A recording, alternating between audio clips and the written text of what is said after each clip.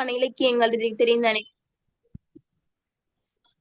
சமயம் சார்பான இலக்கியங்களுக்குள்ள வர என்னென்ன சமயம் சார்பான இலக்கியங்கள் இருக்கு? திருவாசகம், அமலனாதிபிரான், காரணமாலை, தேம்பாவணி.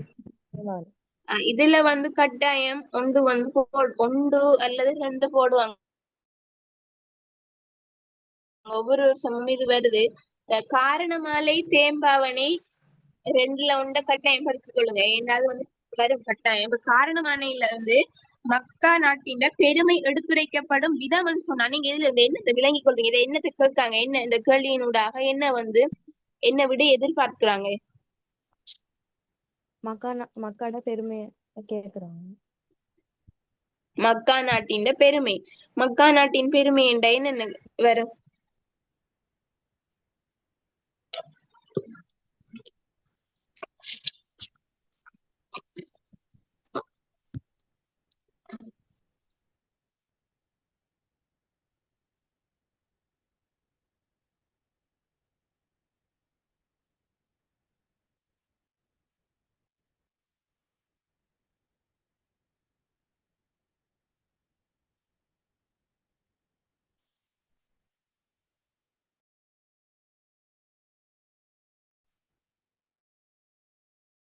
அடுத்தது இந்த பெண் விடுதலை கவிதை இருக்குதானே? பெண் விடுதலை கவிதைக்கு அந்த கேள்விக்கு என்ன செய்யணும்னு சொன்னா, நீங்க கேள்வி இப்ப ஒவ்வொரு விடையும் எழுதி தெளிது விளக்கம் இப்ப உங்களோட மொழி நடையெல்லாம் நீ கொடுப்பீங்க. அதுக்கு பிறகு பாடல் அடியை போடணும். இப்ப உதாரணத்துக்கு, தீய பண்டைய இகழ்ச்சிகளை எல்லாம் அகற்றி விட்டு திறமையால பெண்களை மேல்நிலை அடைய வேண்டும் என்ற விருப்புடையவராக பாரதி விளங்கியுள்ளாருன்னு சொன்னா அதுக்கு என்ன வரிய போடணும்? திறமையால் இங்கு மேல்நிலை சேர்வோம், தீய பண்டைய இகழ்ச்சிகள் தேய்ப்போம் என்ற பாடலடி மூலம் இந்த கருத்து விளக்கப்படுது சொல்லி பாடலடி போட்டுத்தான் விளக்கணும். திருக்குறள் எழுதுற மாதிரி இப்ப பாடலடிய புல்லா போட தேவையில்ல, ஒரு வரிய போட்டுத்து இத லாஸ்ட்ல இவ்வாறு குறிப்பிட்டுள்ளார் அல்லது இதன் மூலம் விளக்கியுள்ளார் அப்படின்னு குறிப்பிடணும். இப்ப காரணமாலையில மக்கா நகரின் பெருமை எடுத்துரைக்கப்படும் விதம் இதுக்கு சொல்லுங்க பாப்போம், பாயிண்ட்ஸ்ல தெரிஞ்சவங்க. மக்கா நாட்டுல நபி பிறந்தாங்க. மக்கா நாட்டுல இந்த மக்காவை சூரியனும் சந்திரனும் மேலால போவாது, மக்கா வந்துச்சுன்னா விலகிட்டு போவோம் அப்படின்னு சொல்றாங்க. வேற வேற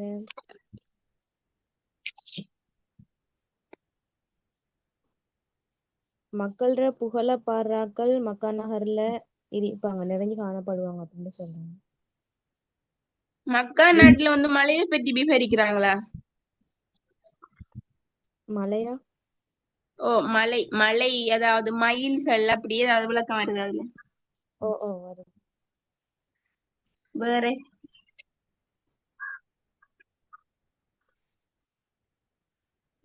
மொத்தம் 10 பாட்டு தானே புள்ளிகள் இருக்கி? ஓ 10 பாட்டு முதல்ல பொருள் தெரியுமா உங்களுக்கு? 10 பாட்டுற பொருளும் 15 பாடம். 10 தானே இல்லையா? 10 இல்லையா? அப்ப 11 15 இல்ல 11.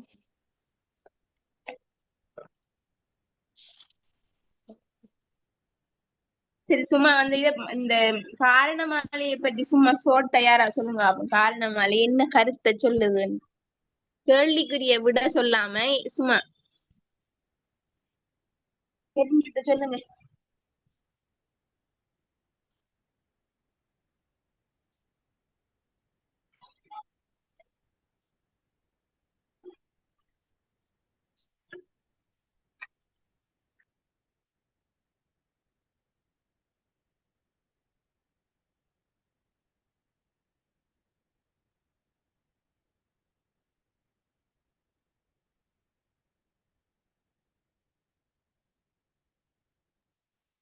காரணமாலை பெரிய கேள்விக்கு வந்தா என்ன உள்ள செய்ய இப்படி இருந்தா? காரணமாலை இப்ப பெரிய கேள்விக்கு போட்டு தானேன்னு சொன்னா என்ன செய்யற? இப்படி இருந்தா பெரிய கேள்விக்காவது நீங்க படிச்சுட்டு தானே வேணும்.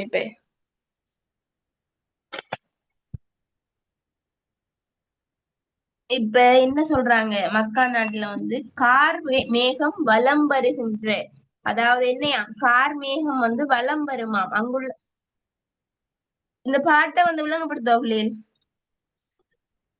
இல்ல சும்மா கேள்விக்கு விடைய சொல்லிட்டு போகவா? பாட்டு தெரியும்னு சொன்னா விளங்கப்படுத்த தேவையில்லை. விடையை சொல்லிட்டு போ.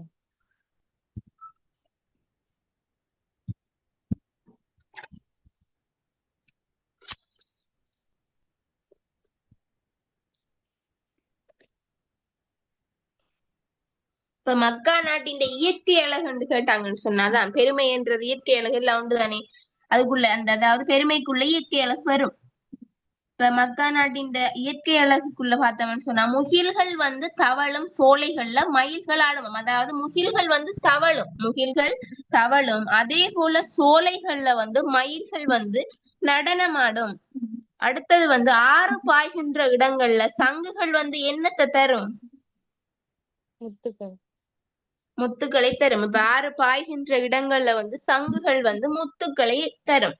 அதே போல வயல்கள்ல வந்து சங்குகள் மூலம் வயல்கள்லயும் வந்து ஆறுகள்ல மட்டும் இல்லாம வயல்கள்லயும் வந்து சங்குகள் மூலம் முத்துக்களை வந்து பெற்றுக்கொள்ளலாம். அந்த அளவுக்கு இயற்கை வளம் பொருந்திய நாடுதான் மக்கா நாடு. மக்கா நாட்டின் பெருமைக்குள்ள வரும் இது இயற்கை அளவுக்குள்ள வரும். அடுத்தது வந்து பெண்கள் வந்து தங்களோட கூந்தலுக்கு இட்ட அதி புகையானது என்ன செய்யும்?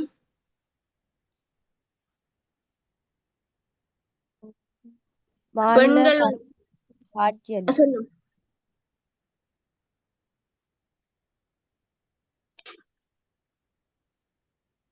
பெண்கள் வந்து தங்களோட கூந்தலுக்கு இட்ட அந்த புகை வந்து திரண்டு இப்ப கார்மேகம் போல காட்சி அளிக்க அது வந்து அதை கண்ட மயில்கள் வந்து மகிழ்ச்சியால் ஆடுமாம். ஏன் மயில்கள் மகிழ்ச்சியால் ஆடும்னு தெரியுமா உங்களுக்கு? மழை வரப்போகுது அப்படின்னு எண்ணிட்டு. ஓ, மழை வரப்போகுது என்று நினைச்சு கொண்டு, அதாவது அது வந்து மேகம் இல்ல, அந்த பெண்கள் வந்து தங்களோட கூந்தலுக்கு போடுற இந்த புகை, அதாவது ஆகி புகை, அது வந்து திரண்டு கார் மேகம் போல தோன்றதால என்ன செய்யும் மயில்கள் அதை பார்த்து மழை வர போகுது என்று நினைச்சு கொண்டு அது வந்து மகிழ்ச்சியெல்லாம் ஆடுமா. அடுத்தது வந்து தடாகங்கள் இருக்கட்டும். தடாகங்கள் எங்கேயும் தாமரை பூக்கள் மலர்ந்திருக்கும். அங்க மக்கா நாட்டுல தடாகங்கள் எங்கும் தாமரை மலர்கள் வந்து மலர்ந்து காணப்படும். அடுத்தது வந்து மலை உச்சியில வானம் வந்து மழையை பொழியும். இப்ப மலை உச்சியில வானமானது மழையை பொழிதல். அடுத்து பாருங்க, சோலைகள் தோறும் பலாக்கனிகள் வந்து தாமாகவே உடைந்து விழும். நீங்க இன்னொரு பாடத்துல படிச்சிருப்பீங்க, ஓயல்ல வந்து பலாப்பழம் தானாகவே பழுத்து விழுறத பத்தி படிச்சிருப்பீங்க. என்ன பாடம் அது? அதே போல இங்கேயும் வந்து சோலைகள் தோறும் வந்து பலாக்கனிகள் வந்து தாமாகவே அதுவாவே ஒருத்தர் வந்து போய் அதை வந்து உடைக்க தேவையில்லை, அதுவாவே உடைந்து விழுமாம் கீழுக்கு. அந்த அளவுக்கு இயற்கை வளம் பொருந்திய நாடுதான் என்ன நாடு? மக்கா நாடு. அப்ப மக்கா நாட்டுடைய இயற்கை வளத்தை பற்றி கேட்டா தனிப்பட்ட முறையில எழுதணும். பொதுவாவே பெருமையை பற்றி கேட்டாங்கண்டா இந்த இயற்கை வளம் உண்டா வரும். அடுத்தது பாருங்க, மக்கா நாட்டின் வளம் என்று பார்த்தா, அதாவது இதுக்குள்ளதான் வரும். நான் ஒவ்வொரு இதுல சொல்றேன், வேறுபடுத்தி சொல்றேன். இப்ப நீர் வளமா இருக்கட்டும், நிலவளமா இருக்கட்டும், மனித வளம், இது எல்லாமே கொண்ட நாடுதான் என்ன மக்கா நாடு. அந்த வகையில தான் அது வந்து சித்தரிக்கப்பட்டுள்ளது. அடுத்தது வந்து இப்ப ஏற்கனவே பார்த்த மாதிரி ஆற்று நீர்லயும் சரி, வளம் நிறைந்த வயல்கள்லயும் சரி, சங்குகள் வந்து முத்துக்களை ஈணும். அடுத்தது வந்து கரும்பின் கணுக்கள்ல இருந்து என்ன நடக்கும்? கரும்பின் கணுக்களில் இருந்து என்னத்தை பெற்றுக்கொள்ளலாம் நம்ம? கரும்பின் கணுக்களில் இருந்தும் வெண்டாமரை மலர்கள்ல இருந்தும் நம்ம வந்து அங்க வந்து முத்துக்கள் உருவாகின்றன சொல்றார். அப்ப அந்த அளவுக்கு வளம் பொருந்திய நாடு. கரும்பின் கணுக்கள்ல இருந்து முத்துக்கள் உருவாகுதுன்னு சொன்னா அந்த மக்கா நகரம் வந்து எவ்வாறு வளமுடைய நாடுன்றத வந்து சித்தரிக்கப்படுறது நாம வந்து பார்க்கலாம். அடுத்தது வந்து வயல்கள்ல வந்து செந்நெல் மணிமுத்துக்கள் குறைவில்லாது இருக்கும். வயல்கள்ல வந்து செந்நெல் மணிமுத்துக்கள் குறைவில்லாம அங்க வந்து காணப்படும். இப்ப அடுத்து வந்து பார்த்தோம்னா பல்வேறுபட்ட மலைகளும் வந்து என்ன செய்யும்? சூழ்ந்துள்ள நாடாகத்தான் அந்த நாடு காணப்படும். மலைகள் காணப்படும். அப்ப மிச்ச மலைகள் வந்து காணப்படும். அடுத்த வந்து காட்டுல வந்து முத்துக்கள் வந்து அதிகமாக காணப்படும். இப்ப யானை தந்தத்தினால் முத்துக்கள் அதிகமாக காணப்படும். அதே போல மிச்ச உயரமான மாடங்கள் காணப்படும். தினமும் உருவாகுமாம். இப்ப வானத்தை தொடக்கூடிய மாடங்கள் உருவாகும்னு சொல்றார். முத்துக்களால வந்து ஒளி பெற்ற முற்கால மன்னர்கள மாடங்கள் காணப்படுமாம். அப்ப இங்க வந்து முத்துக்களை பற்றித்தான் அதிகம் வந்து விவரிக்கிறார். வேற என்ன வரும் மக்கா நகரின் பெருமைக்குள்ள? இறைவனை பத்தி சொல்ல போனவன்டா.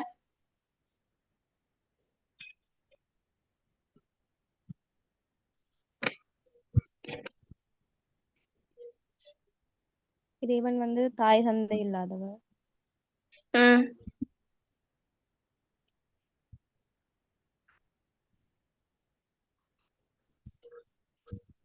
அடுத்து வந்து இந்த பாட்டுல வந்து சொல்றாங்க அப்படி என்றால், இறை தூதுவரான எங்கள் நபியை தேடுபவர்களும் மானுடர்களோட புகழ பாடுறவர்களும் வந்து இந்த மக்கா நகரத்துல வந்து நிறைந்திருப்பாங்களாம். அத்தகைய சிறப்பு பெற்ற வள்ளலாகிய முகமது நபி பிறந்த இடம் என்றதால இது வந்து அவ்வளவு வளங்களை வந்து வச்சிருக்கிற நாடாக குறிப்பிடுறாங்க. அடுத்த பாருங்க, இப்ப சந்திரனும் சூரியனும் வந்து தோன்றதும் மறைறதுமாக இருக்குமாம். சந்திரனும் சூரியனும் தோன்றுவதும் மறைவதுமாக இந்த நாடு காணப்படும். அதே போல நாள்தோறும் சிவந்த நிறமுடைய தேவர்கள் வந்து சூழ்வார்கள். இங்க வந்து என்னையாம், நாள்தோறும் சிவந்த நிறமுடைய தேவர்கள் வந்து இங்க வந்து வந்து சூழ்வார்கள். அதே போல பொன்னிறமான மலை உச்சியின் மீது மேகம் வந்து தவழ்ந்து மழையை பொழியும். இந்த பொன்னிறமான மலையுச்சியில வந்து மேகம் வந்து தவழ்ந்து மழையை பொழியுமாம். அதே போல நறுமணம் கமலம் சோலைகள் தோறும் முற்றிய சுவையுடைய பழங்கள் பலாப்பழங்கள் வந்து தாமாகவே நிலத்தில் உதிர்ந்து கிடக்கும். ஏற்கனவே சொன்ன மாதிரி அந்த பலாப்பழங்கள் வந்து தானாகவே உதிர்ந்து கிடக்கும். அடுத்தது வந்து மேகம் வரை உயர்ந்து ஒளி வீசுகின்ற மாடங்கள் வந்து தினமும் தோன்றுமாம். பெரிய பெரிய மாடங்கள் வந்து தினமும் தோன்றும். அப்படி பெருமை மிக்க நாடுதான் மக்கா நாடு.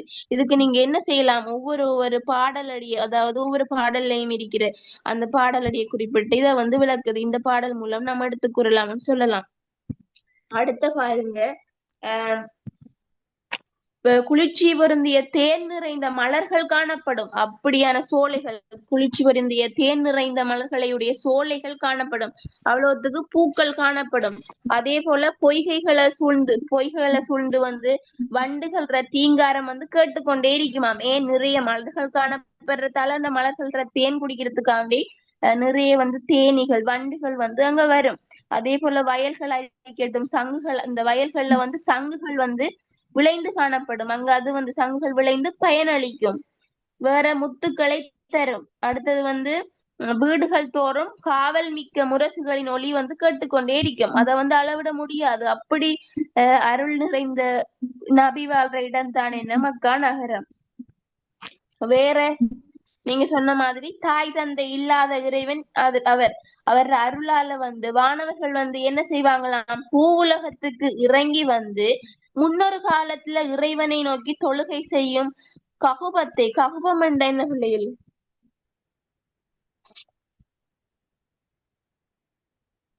தெரியுமா? ககுபம் என்றா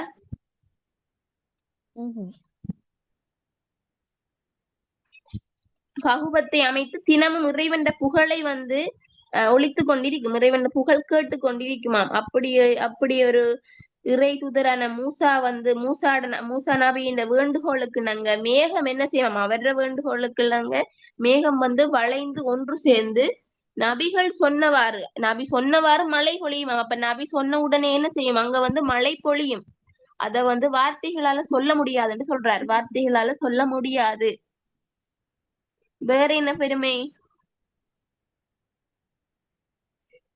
வானவர்கள் வாராங்களாம். இப்படி 6 லட்சத்திற்கும் அதிகமான வானவர்கள் வருடந்தோறும் கூட்டமாக வந்திறங்கி பெருமை கொண்ட நாடுன்னு சொல்லி இறைவனை வந்து பெருமிதத்தோட முழக்கமிட்டு வணங்குற நாடாக காணப்படுது. 6 லட்சத்திற்கும் அதிகமான வானவர்கள் வருடம் தோறும் கூட்டமாக வந்திறங்கி இறைவனை வணங்கி அத வந்து பெருமிதத்தோட விளங்குற கட்சி முழக்கமிடுற நாடாக காணப்படுது. இப்படி இறைவன் சிறப்ப கூறுறாங்க. இறைவன் சிறப்பு, மக்கா நகரின் சிறப்ப வந்து குறிப்பிடுறாங்க. இதுக்கு நிச்சயமா இது இல்லாம வேற ஏதாவது வருமா?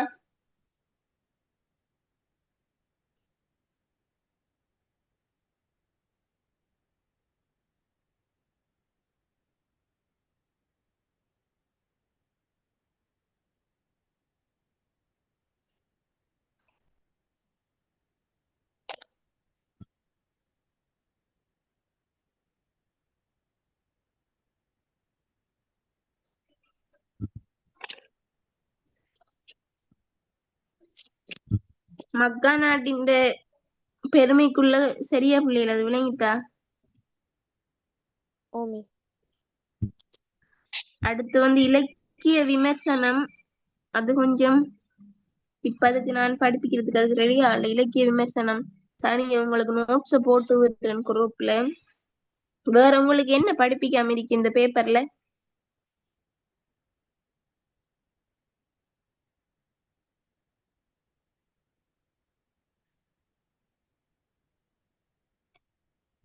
இதையோட கிளாஸ் முடியுது, தமிழ் பாடத்துக்குரிய கிளாஸ் முடியுது. வேற ஏதாவது டவுட் இருந்தா, ஏதாவது பாடத்துக்குள்ள டவுட் இருந்தா கேளுங்க.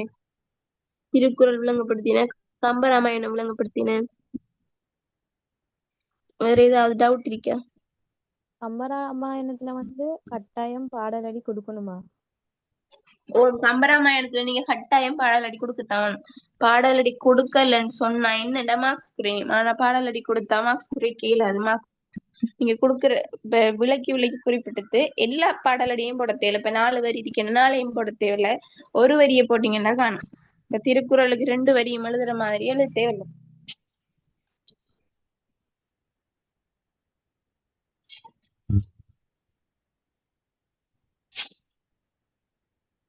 உங்களுக்கு எத்தனையாவது தமிழ் எக்ஸாம்? 15.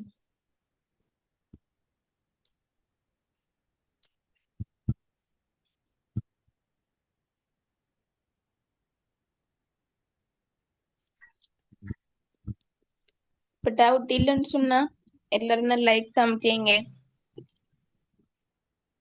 எவ்வளவுக்கு எழுத இயலுமோ அந்த டைமுக்குள்ள நல்லா எழுத பாருங்க.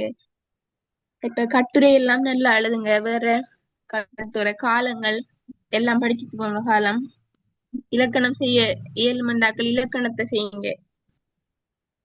காலம் செய்ய இயலுமண்டாக்கள் காலத்தை செய்யுங்க. அதே போல இதுல வந்து என்ன இப்ப 5 கேள்வியில வந்து எதை எடுக்க 3 கேள்வி இன்னைக்கு எதை எடுத்து செய்யலாம்னு பார்த்து டைமை மேனேஜ் பண்ணி செய்ய பாருங்க நல்லா. அதுக்கு முதல் நீங்க வந்து இப்ப எக்ஸாம் பேப்பர்கள் எடுத்து வச்சுட்டு செஞ்சு பாத்தீங்கன்னு சொன்னா டைம் வந்து இப்ப டைம் மேனேஜ் பண்ணக்கூடியதா இருக்கும். எக்ஸாம் ஹாலுக்குள்ள போய் ஏதாவது டவுட்னு சொன்னா மெசேஜ் போடுங்க நம்பருக்கு, கிளியர் பண்றேன்டா. இப்பயும் சில பிள்ளைகள் கேள்வி செஞ்சுட்டு போடுறவங்க சரி பாக்குறதுக்கு. இப்ப இலக்கண கேள்விகள் எல்லாம் வேற எல்லாம் கிளியரா பிள்ளைகள்? யாரு வினோதன்? உங்களுக்கு இவ்வளவு ஓ நாள் கிளியர். படிப்பிச்சதுல இருந்தது. நான் வேற டவுட் ஒன்று கேட்டிருந்தேன். குரூப்ல சொல்றேன்னு சொன்னாங்க. எனக்கு கிளாஸ்க்கு வர கிடைக்கிறேன் எனக்கு. என்ன டவுட் கட்டீங்க? மட்ட மிஸ்ட கட்டீங்க போல. சரி பாட்டு இல்ல குரூப்ல தான் கேட்டேன், சீனியர்ஸ்ட தான் கேட்டேன். அந்த ரேங்க் அந்த குறிப்பிட்ட தொகைக்குள்ள எடுத்தா நம்மளுக்கு யூனிவர்சிட்டி சான்ஸ் கிடைக்கும் சப்ஸ்கோரை அப்படின்னு. பத்தி நீங்க தானே கேட்டிருந்தீங்க. பரவாயில்ல.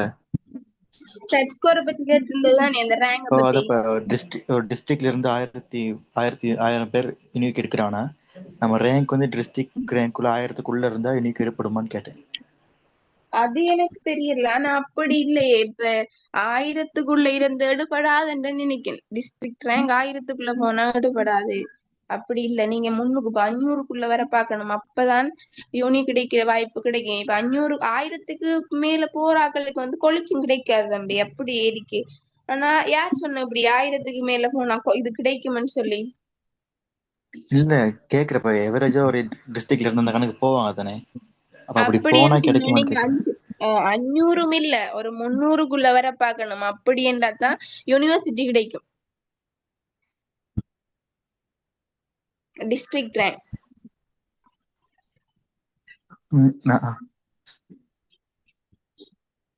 நீங்க இப்ப என்னென்ன பாடம் எடுக்கீங்க? தமிழோட வேற என்ன பாடம்?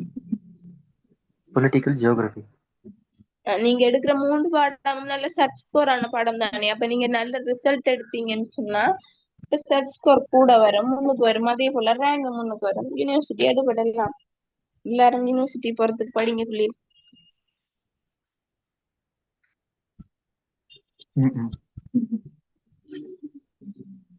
சரி, ஏதாவது டவுட் இருந்தா குரூப்ல கேளுங்க. குரூப்ல கேக்குது அப்படின்னு சொன்னா இதுல குரூப்ல நம்பர் தானே. அப்ப பிரைவேட்டா மெசேஜ் போடுங்க. சரியா? கிளாஸ முடிச்சு கொள்ளுவோமா? அப்ப அடுத்த முக்கியமா இவ்வளவு நாளும் கிளாஸுக்கு ஜாயின் ஆயிருப்பீங்க. அப்ப உங்களோட கிளாஸ் இது வந்து ஃபீட்பேக் வந்து குரூப்ல போட்டு விடுங்க, கட்டாயம் போடுங்க. இனி வந்து கிளாஸ் நடக்க போறது இல்ல தானே, அப்ப இன்றைக்கு தான் லாஸ்ட், போட்டு விடுங்க. மத்த கிளாஸ் எல்லா கிளாஸும் செய்யறாங்க தானே இப்ப மற்றது வந்து இப்ப நீங்க சொன்னா தானே அடுத்த பேச்சுக்கு அப்படி கிளாஸ் எடுக்கும்போது என்னத்தை வந்து சேஞ்ச் பண்ணணும் என்று எல்லாம் தெரியும். நல்லது கெட்டது எல்லாத்தையும் வந்து போடுங்க. கிளாஸ முடிக்கிறேன் பிள்ளைல இப்ப ஓகே. எல்லாரும் நல்லா எக்ஸாம் செய்யுங்க.